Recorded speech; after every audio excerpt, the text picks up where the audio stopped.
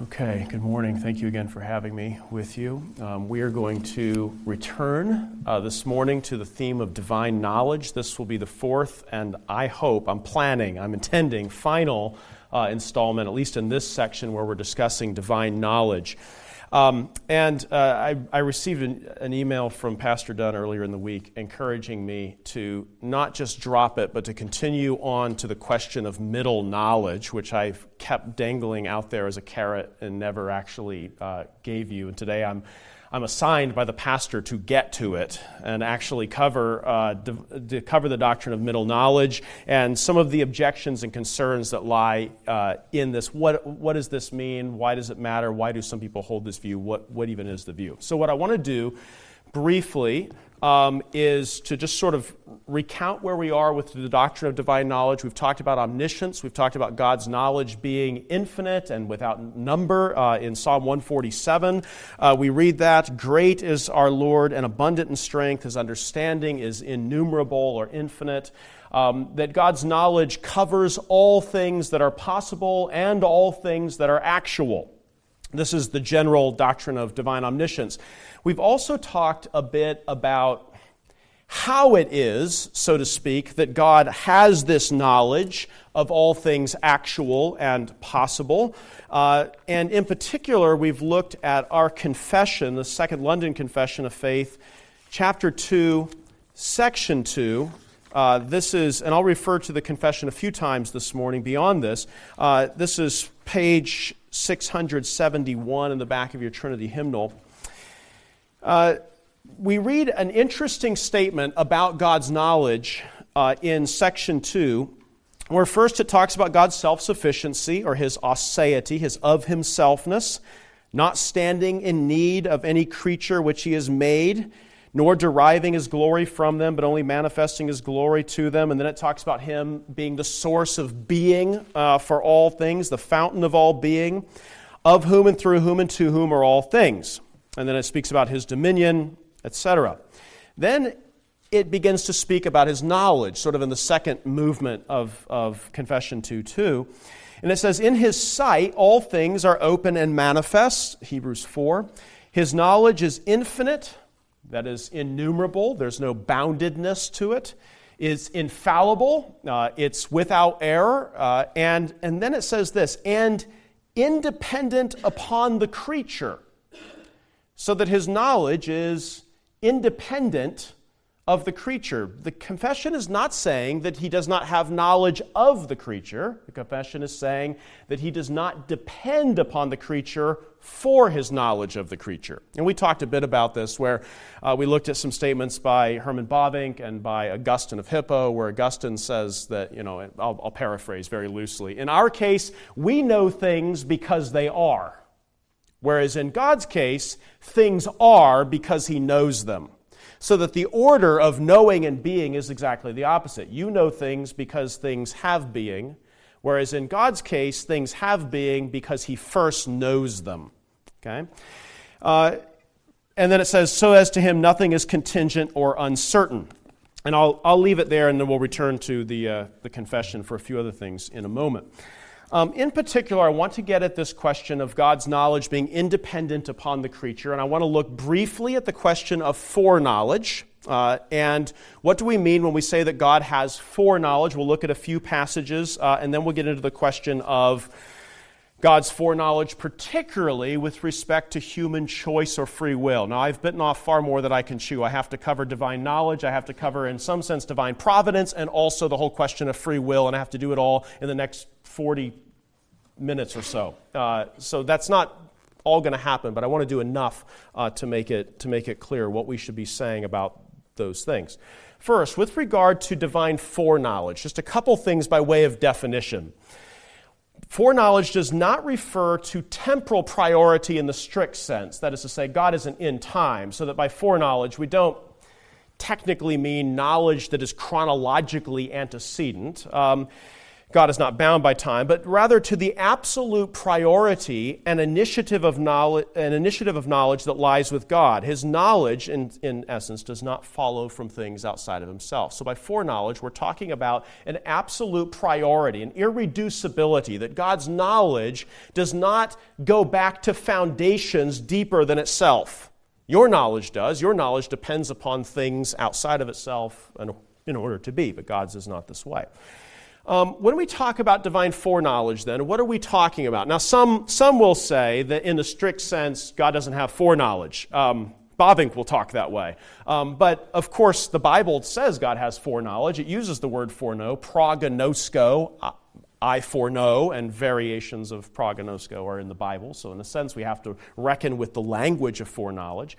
To really boil it down, the question with foreknowledge can sometimes be debated as being either foreknowledge because he somehow has access to facts before they happen, or he has foreknowledge because he, in his providence and in his decree, determines events to happen. And classically in Christian history, this great debate is sort of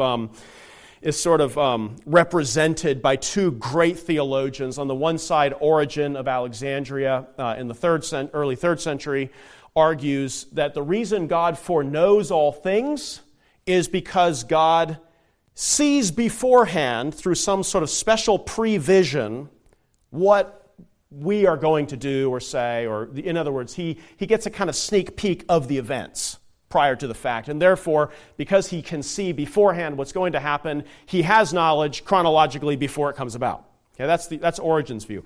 Augustine really represents the other major position, the position that up until probably the early 17th century was the dominant view in the church, especially in the West, which is that God foreknows all things perfectly and infallibly because God ordains all things. So that the reason God knows the future, so to speak, future for us, not for God, but the reason God knows all that will come to pass is because God determines and decrees as future all that will come to pass.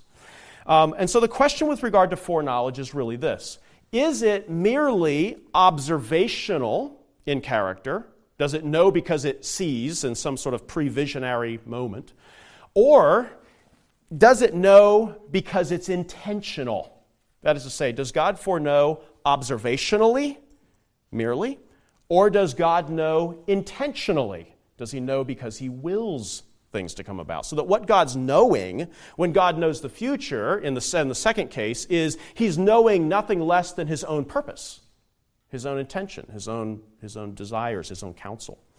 A few texts to look at briefly in connection to this doctrine.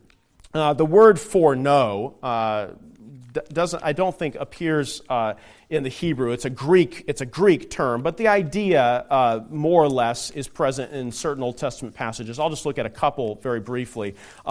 First, Psalm 139, which is a great text for divine knowledge. And I want to look particularly at verse 16, building up to it from verse 13. The psalmist says in a wonderfully tender expression, he says, "For you," speaking of God, "have formed my inward parts. You wove me in my mother's womb." Just file this away briefly in your mind. I'll refer back to it in just a second. This whole language of forming, giving form to, giving shape to, giving nature to. You formed me, you formed my inward parts, you wove me in my mother's womb. I will give thanks to you, for I am fearfully and wonderfully made. Wonderful are your works, and my soul knows it very well. My frame or my bones were not hidden from you when I was made in secret and skillfully wrought in the depths of the earth. Now I pause for just a second. Why was David, being knitted together in the womb of his mother, not unknown to God? I like to say it's not because God has some kind of cosmic ultrasound or some way to peek inside. And certainly to people in ancient generations, in fact, every generation prior to our own practically, the knitting together of a child in the womb of a mother was, in fact, a great mystery. Now we get to look inside and see it in 3D and all of this. And you know what? It's still a great mystery. It's still a wonder and a marvel what's taking place, even if we have more images to sort of go along with it now. He says, but to God, his frame was not hidden when he was made in secret and skillfully wrought in the depths of the earth. It's just an idiom for the womb of his mother.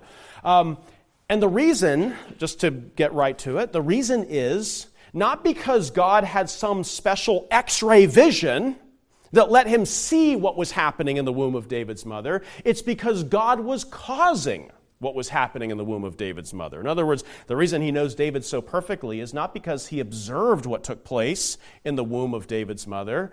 It's because he was doing what was taking place in the womb of David's mother. He was giving form. His knowledge was not of the knowledge of a mere observer. It was the knowledge of the one who causes all things to be. All right.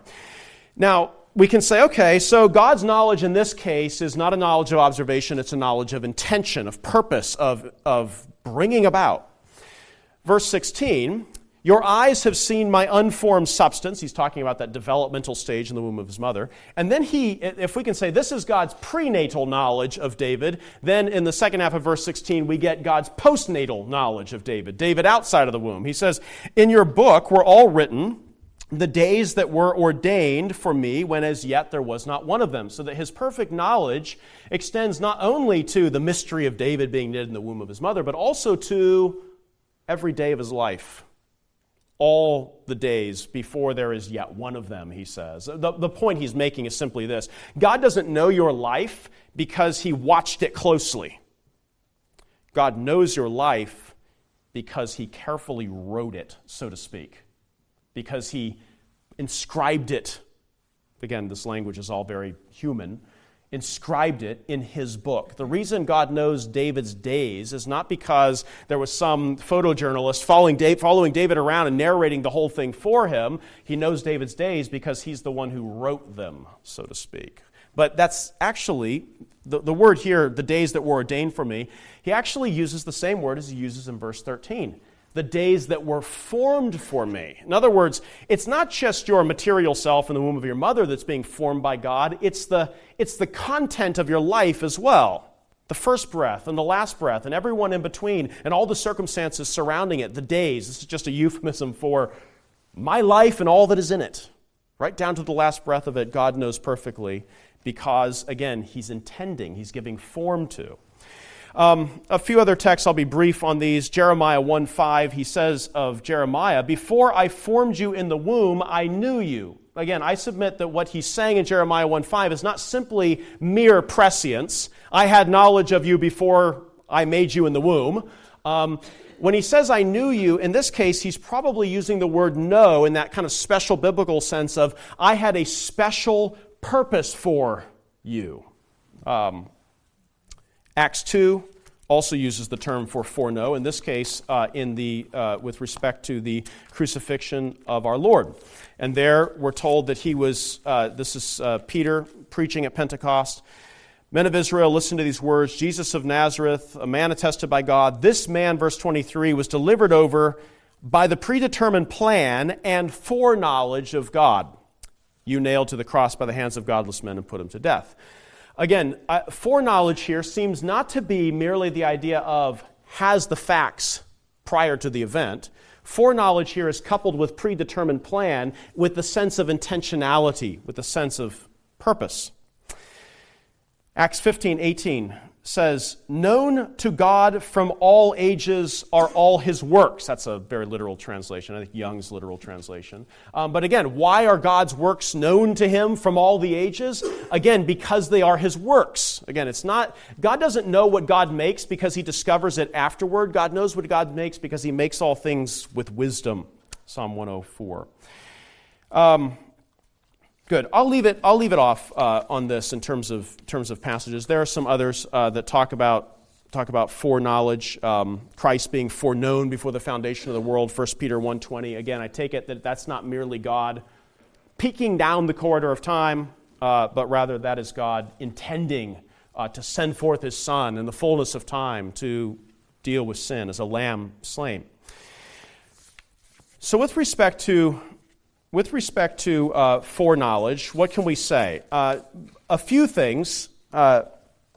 first, that God's foreknowledge is foreknowledge, has a priority of knowledge because it is determinative. Isaiah chapter 46, and I may just refer back to this, but I'll read it now. He says, remember the former things long past, for I am God and there is no other. I'm God and there's no one like me. Verse 10, declaring the end from the beginning, from ancient times, things which have not been done. Now, why does God declare them? Not because he observes them, but because he purposes them.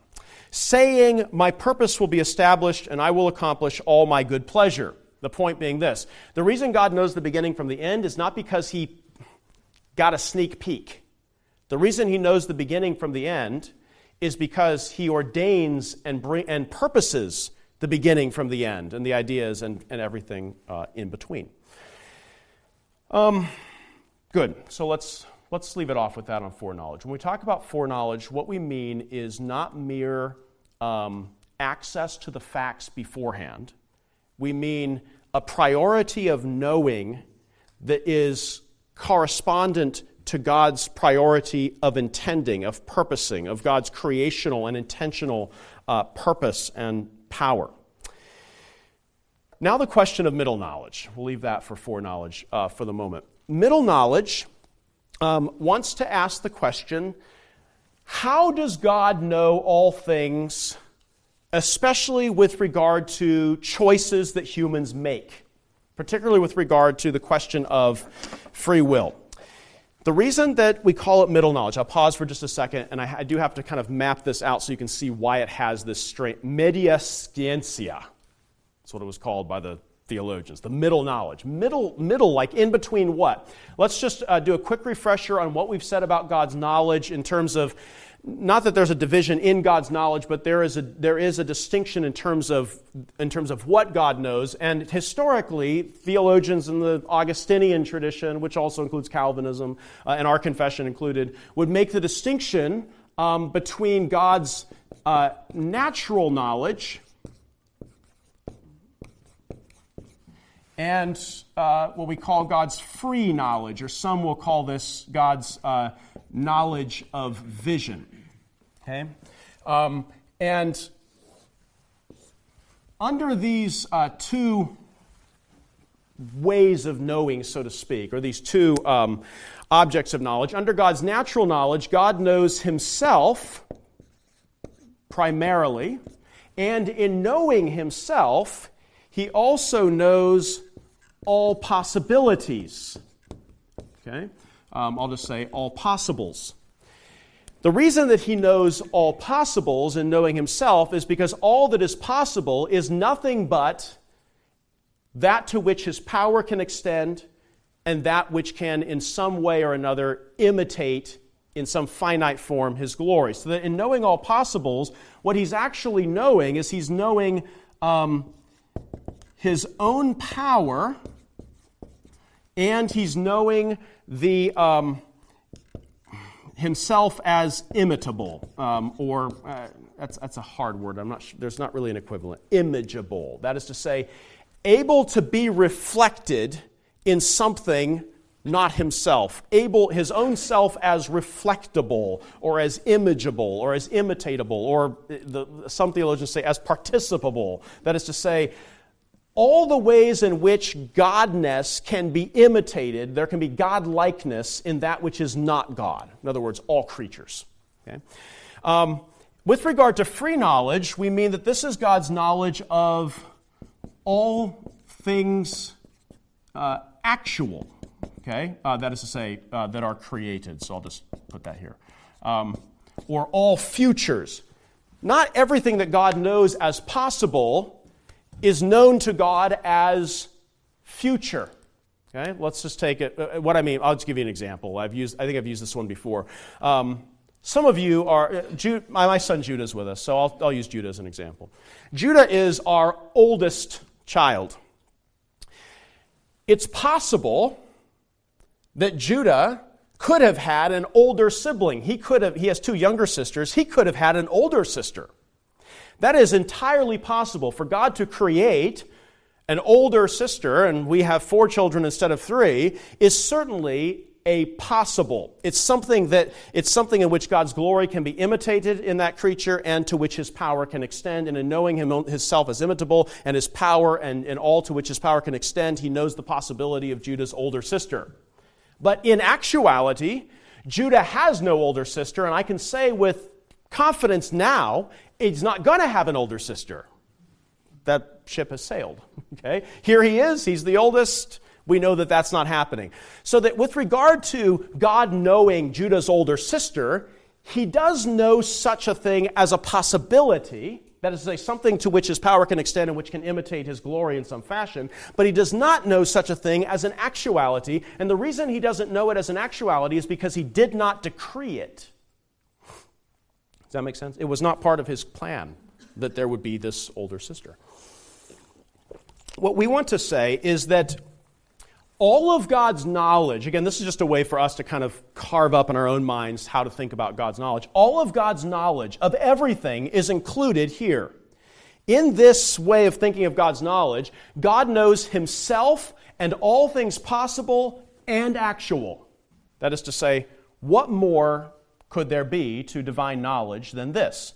All possibilities, all actualities, because those are the things purposed or decreed, and himself. And so, beyond this, why would we need to do it? I can put it this way.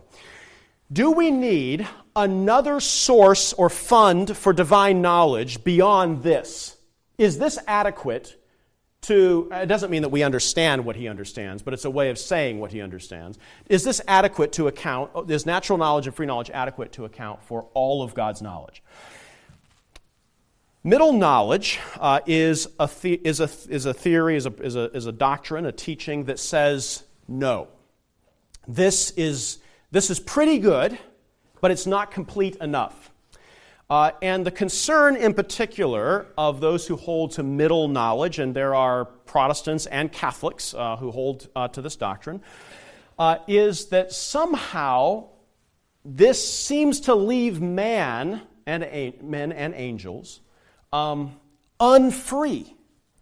That is to say, all things actual would include all angels and their acts of will, choices, and the consequences that follow on those choices. It would include all humans and their acts of will and all the consequences that follow on those acts of will. And if God knows these things in his free knowledge, which, by the way, those who hold to middle knowledge believe that God decrees these things and knows them in his free knowledge, the question is whether he knows these possibilities of human and angelic choices by knowing himself and his power and his imitability, or does he know the possibility of human choices and angelic choices from some other source? In knowing himself, does God know all free choices of all possible volitional creatures? Sorry, I know that's a mouthful, but angels and humans. Does he know all this in knowing himself? If he knows all this in knowing himself, then it would seem that the choices of angels and humans are not in themselves the source of God's knowledge of those choices, because he knows them as possible, and he knows them as actual because he decrees them. But where is the human or the angel left in terms of freedom to be the source, the independent, the free source of those choices? Middle knowledge is developed originally in the Jesuit tradition of the Catholic Church. It's now there are still Catholics that oppose it, but it's hands down the majority view among modern Roman Catholics. I don't know if it's the majority view among Arminian evangelicals, but it certainly is a prominent one among Arminian evangelicals. The theologian in the Jesuit tradition most famously connected with this is a man named Luis de Molina, and so sometimes this theory goes under the name of Molinism. Molina as being his name, so Calvin has Calvinism, Molina gets Molinism. That's this doctrine of middle knowledge. What is middle knowledge claiming? Middle knowledge is claiming that there's a third moment, not necessarily a temporal moment, but at least a logical moment, that has to fit between natural and free knowledge. And this is actually the reason that it's called middle knowledge, is because it's a third sort of moment of knowing, so to speak, that fits in between these two. What exactly in this moment of middle knowledge is God supposed to be knowing? And what the Molinist or the middle knowledge proponent will say is that what God knows here in some third logical moment of divine knowledge is that he knows what all, I'll just write it out, what all free creatures, that is to say creatures endowed with free will, what all free creatures would do ... in any given situation. William Lane Craig, who's an evangelical Molinist, will say that in natural knowledge, God knows all things that humans could do, but in middle knowledge, he knows all things that humans would do. And you're thinking to yourself, well, what's the difference between could do and would do? Personally, I don't think the distinction is all that helpful, but nevertheless, what Craig means by that is, here God knows all that can be, but with regard to one thing in terms of creatures, namely choices that you make, God cannot know the choices that you make in knowing himself. Otherwise, your choices would not be free. Your free choices would, to that extent, depend upon God's power and imitability. And if we don't have middle knowledge, and if God decrees all things, which Craig and other Molinists believe he does, then what we're simply saying is that God knows the choices you could make, and then he decrees that all people make a certain set of choices, namely the ones that you do make. Okay? If that's the case, if God decrees the choices that you will make, are you not deprived of any meaningful sense of free will? And so what the Molinist will say is that now these are logical moments, I'm not trying to say these are chronological. Prior to decreeing all things, God knows not just himself and all things possible in knowing himself. There's one thing possible that God does not know through his own self-knowledge. There's one thing possible that God does not know through his own self-knowledge, namely the possible choices creatures with free will could make. And for this, God requires a second fund, so to speak, a different source of knowledge, namely knowledge of possible free choices. This is not knowledge that God has in knowing himself. This is knowledge that God has in knowing possible worlds. Sorry for the technical speak on this, but possible, when I say a possible world, I mean a maximal world scenario in which in this case, in which there are certain possible worlds that are populated by free creatures, creatures with wills that are, in some important respect, free. Okay? So that if God knows any possible world in which there are any free creatures endowed with the capacity to make choices, the power to make choices, who actually do make choices, like you do, like the one to shut off your alarm and get out of bed and get dressed and get here this morning. That's a choice you made. Okay? Right? I mean, it may not, at the moment, it may not have thrilled you to be making it, but you made it because for some reason it seemed to you the right one.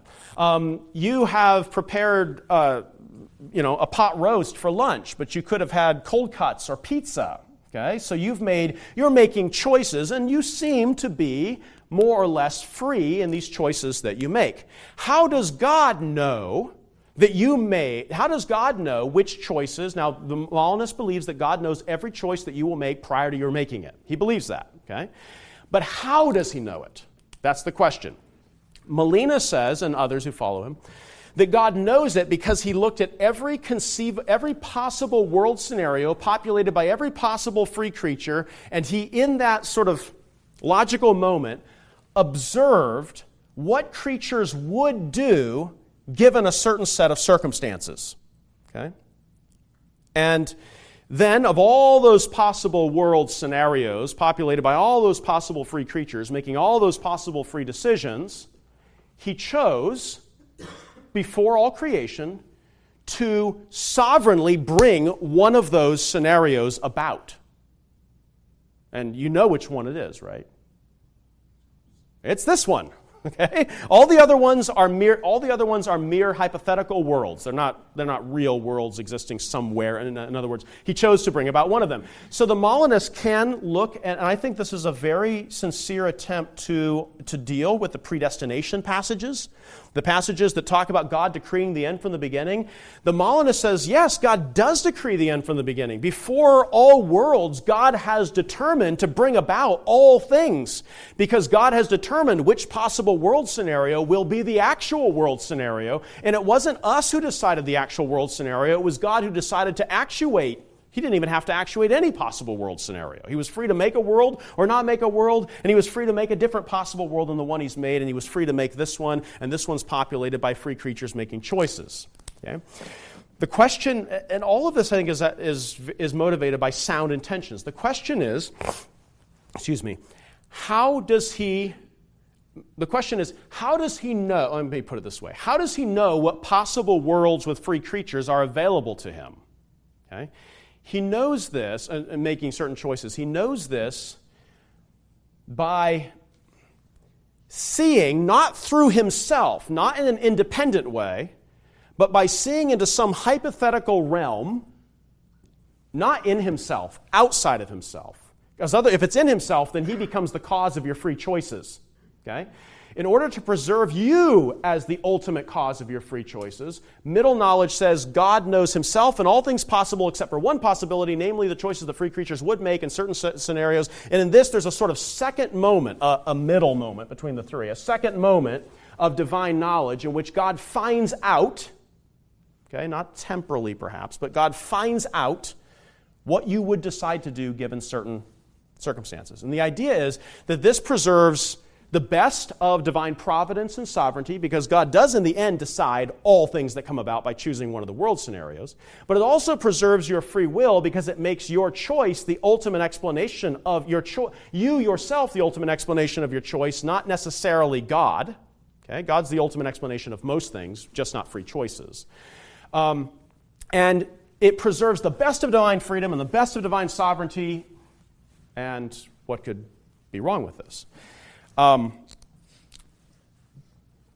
Why would anyone oppose this? And by the way, what about all the texts, and I can't go through these, but all the texts that say that God knows what people would do but never do, like at the men at Keilah, are they going to give David over? And God says, David asked God, will they give me over to Saul if they find me here? And he says, they will give you over. In other words, get out of town, okay? Because these people do not have your best interests in mind. They have their own interests in mind. And the middle knowledge person will point to a text like that and say that's 1 Samuel 23 or 2 Samuel. I think 2 Samuel 12:8. 1 Samuel 23, verses 11 to 12, where it says, make sure I'm looking, 1 Samuel 23, 11 to 12. David says, will the men of Keilah surrender me into his hand, as Saul's hand? Will Saul come down just as your servant heard? O Lord God of Israel, I pray, tell your servant. And the Lord said to him, he will come down. That is Saul. Okay? And Saul, of course, does come down. Then David said, will the men of Keilah surrender me and my men into the hand of Saul? And the Lord said, they will surrender you. Okay, now, Saul did come down, but did the men of Keilah surrender David into Saul's hand? No, because by the time Saul got there, they were long gone, okay? So isn't this God simply knowing what people would do given certain circumstances, and isn't this proof, this is one among many that middle knowledge will bring forth to show that God knows possibilities by knowing the hearts of men. I think what we should do with a text like this is simply to say, this is God's way of saying to David, the disposition of these people is not in your favor, you are well advised to move on. Okay? This would be an ordinary way of saying it because their hearts were not bent toward preserving him as the Lord's anointed, but rather to seeking their own favor with Saul. And many other passages. We find a similar one in Matthew 21 where Jesus says that if the works had been done in Tyre and Sidon that had been done in Chorazin and Bethsaida and the other cities, that they would have repented. Okay? And the idea of the middle knowledge person is, yes, this is God knowing another possible world scenario in which if the circumstances were different, the outcomes would be different because the circumstances determine the choices. All right, a few responses to this briefly, and then a few comments about free will, where to locate it. Does classical Augustinianism or Calvinism or our confession, which says God's knowledge is independent upon the creature, in which case God cannot look outside it. I mean, our confession will not allow this. Okay, now, that doesn't make it right. We have to test it and examine whether our confession is right, and I think it is. But nevertheless, our confession says that God's knowledge of the creature is independent upon the creature, except in this case it wouldn't be, because God has to, in a second logical moment, go outside of himself to know what is possible, at least with respect to free choices.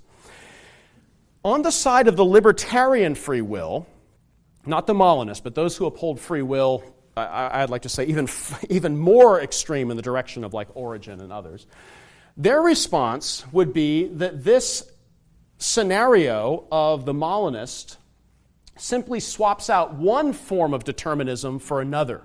Okay? If the problem with, I don't think it's a problem, but from their perspective, if the problem with the old Western Augustinian, Thomas Aquinas, John Calvin Second London Confession viewpoint is that God in some sense becomes ultimately the source of human choices, if that's and thereby destroying the freedom of human choices, allegedly. If that's the problem of the old view, does not Molinism in a certain sense trade out divine determinism for circumstantial determinism or environmental determinism? That is to say, that middle knowledge simply says that God knows what you would do given certain circumstances, a different arrangement of circumstances. And the idea here is that your knowledge can be known with certainty if the circumstances are just so. The extreme libertarian is going to say, no, because that just simply says that by moving the circumstantial pieces around in my life, you can determine the choices that I make. So we can take a view like Peter's denying Christ after the cock crows. He will deny him 3 times before the cock crows. How does Jesus, I think here with having divine insight given to him or of his own accord as a divine person, how does he know that Peter, a free agent, is going to deny his own Lord 3 times before the cock crows on the following morning? In other words, does he know this because God, in some respect, determined that to come about? Or does he know it because he saw it as a possible scenario given all the right circumstances, and God arranged the circumstances just so that you could be guaranteed, given the arrangement of circumstances, that Peter would deny him 3 times before the cock crowed the next day? Or, as the libertarian says, was Jesus more or less making an educated guess based on his knowledge of Peter's character and his track record up to that point, or something like that? In other words, the libertarian will say God, not to say nothing of God incarnate, God cannot have any absolute certain knowledge of choices, moral or otherwise, that any person will be making in the future. So which is it? Now, if you're feeling sort of pinched by all 3 of these options, I'm sorry, you're going to have to choose one of them. There's not really a 4th route on this. The libertarian says you have basically traded out divine determinism, which they hate, for environmental or circumstantial determinism or material determinism, which says if you just arrange the circumstances of someone's life, you can know what they would choose, which is to say what really dictates your choices are the circumstances or your environment. But isn't that just determinism? And is the will still, the point is for them, the will still isn't free. Molinism isn't freedom enough, because Molinism is just a form of circumstantial determinism. From the sort of orthodox side, the classical Augustinian side, the problem with middle knowledge is that it undermines God's self-sufficiency to this extent. It makes the source of God's knowing free choices not God. In other words, his knowledge of the creature, at least insofar as the creature is making a free choice, is no longer independent upon the creature. The problem with this is then it strikes at the aseity of God, particularly with regard to his knowledge itself. It says that God's knowledge of creatures is not of or from God. Some of God's knowledge of creatures is from or of creatures. I'll read a little bit. This is, and I can't do better than this, so I'll read a little bit from Herman Bavinck and then say a couple of things about free will right after that. This is from his Reformed Dogmatics, the second volume. He's in his section on middle knowledge, and he's sort of setting forth what middle knowledge claims and then what some of the problems are with it.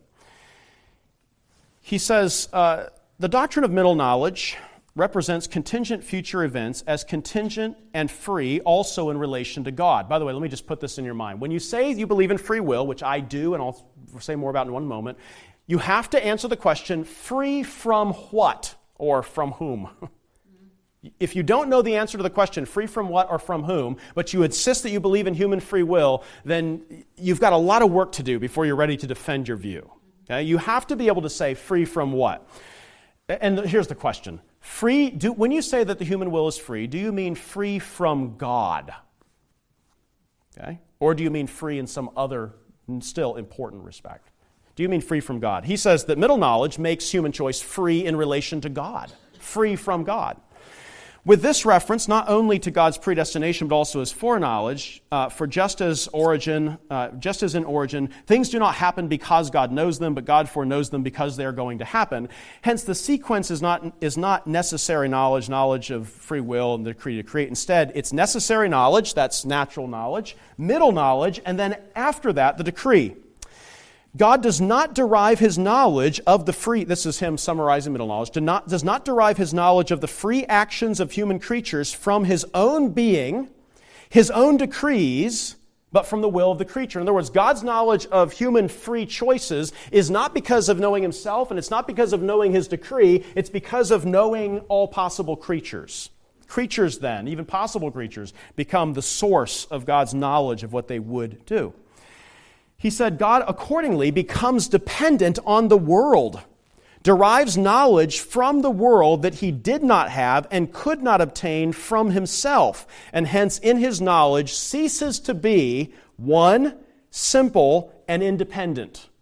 In other words, God now has knowledge that is of himself, and now he has also knowledge that is not of himself. His knowledge is now a complex. He has knowledge that is from himself, and he has knowledge that is from something not himself. In other words, some of God's knowledge is not caused, and some of God's knowledge is caused. Okay? He says he ceases to be, one, simple, independent. Bavinck says, in other words, he ceases to be God. Conversely, the creature in large becomes independent vis-a-vis God. It did indeed at one time receive being and ability from God, but now it has its volition, its choice, completely in its own hand. It sovereignly makes its own decisions and either accomplishes something or does not accomplish something apart from any preceding divine decree. Something can therefore come into being quite apart from God's will. The creature is now creator, autonomous, sovereign. The entire history of the world is taken out of God's controlling hands and placed into human hands. First, humans decide. Then God responds with a plan that corresponds to that decision. In other words, humans decide, and then God decides whether a certain set of decisions is amenable to purposes that he has. But God only knows what God can do after first knowing what creatures would do, at least if he chooses to make a world with volitional creatures in it. Now, if such a decision occurred, let me move on. He says, but such decisions of greater and less importance occur thousands of times every day. Will I have roast beef? Will I have pizza? Will I not eat? That kind of thing. Will I wear the green shirt or the red shirt? What are we to think then of a God who forever awaits all those decisions and keeps in readiness a store of all possible plans for all possibilities? What then remains of even a sketch of the world plan when left to humans to flesh out? And what value is a government whose chief executive is the slave of all his own subordinates? So doesn't that just mean there is no free will whatsoever? Back to the confession, this time chapter 9. I only want to look at the first article. This is page 675. So we've already said in Confession 2:2 that God's knowledge of the creature is independent upon the creature.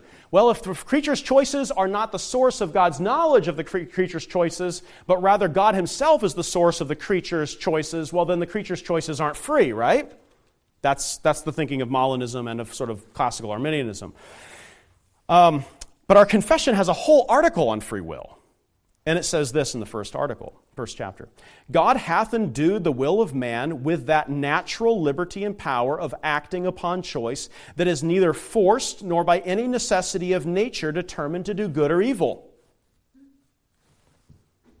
So, the question is this: does God determine all choices? Or do we determine all choices? And if God determines all of our choices beforehand, then they're obviously not free. And our confession doesn't take that viewpoint. Now I'm going to erase some of what I have on the board and just map out a couple things in closing. A couple things to observe in that chapter 9, section 1, is that it says twice that God has left us with natural freedom. Did you notice this word natural used twice? God hath endued man with natural liberty of power of acting upon choice, and that the unforcedness, so to speak, or the nor by any necessity, he means not by any force or necessity, he says it here, of nature. Of nature. So to the question I raised a few moments ago. If we're going to affirm that man's will is free, I do, our confession does, I think it's right to do so, we must ask the question, free from what? Or free from whom? And the answer to that question is simply this.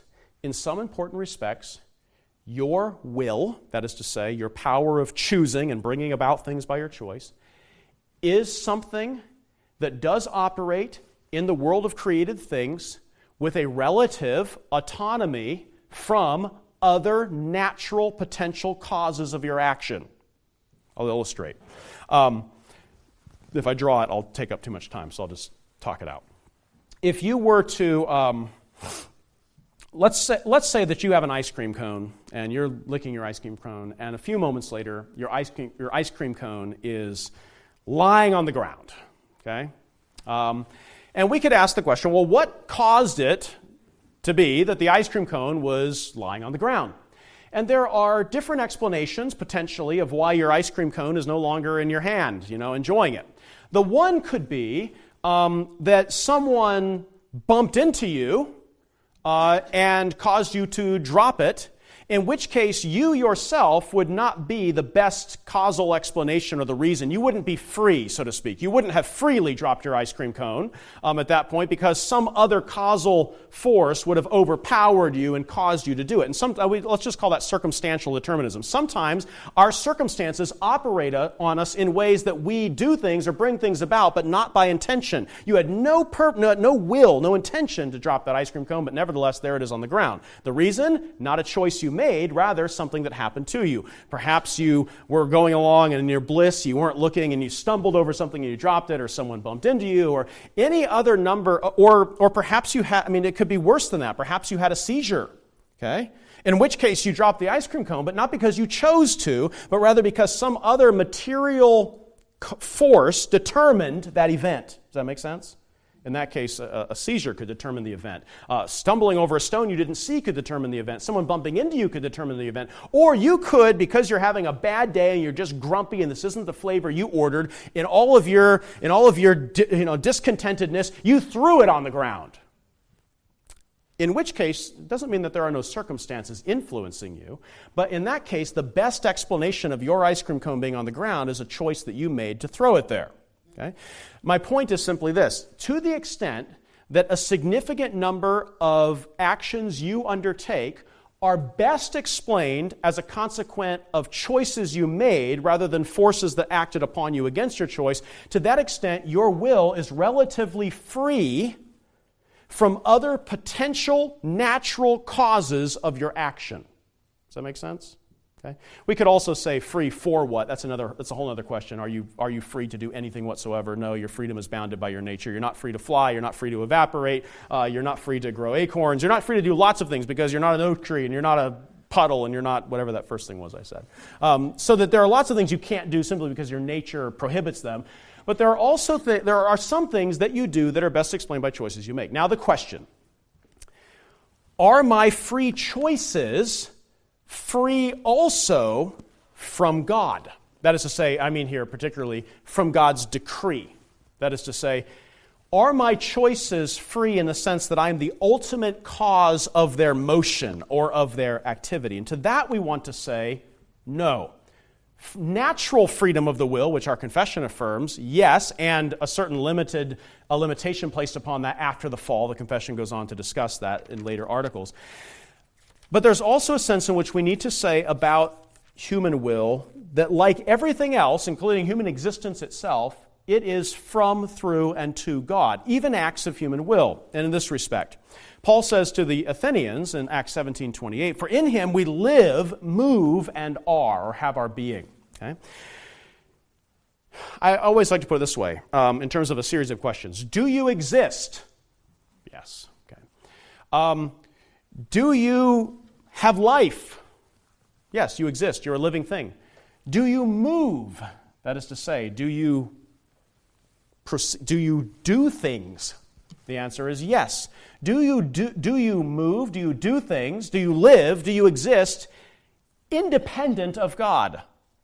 Okay? And the answer is no. In him we live, move, and have our being. We don't want to say in him we live, move, and have our being except for the movement of our will sometimes. Do you see what I'm getting at? But that's actually what Molinism would have to say, because there's a movement of the will foreknown by God that is true, independent of God's making it to be so or seeing it as possible in knowing himself. In other words, God has to look to a source or a fund of the knowledge of choices, not himself, in which case moving would be accounted, moving of the choice in this case, or the will, would be accounted for by something not God. In which case God's knowledge of it would ultimately be founded on the creature, not on the Creator. And then his knowledge is not uninformed by the creature, as Isaiah 40 says. His knowledge is not of himself, as our confession says. All right, that was my best stab at dealing with foreknowledge and free will and some providence in a few moments. Let's pray and we'll go to our break.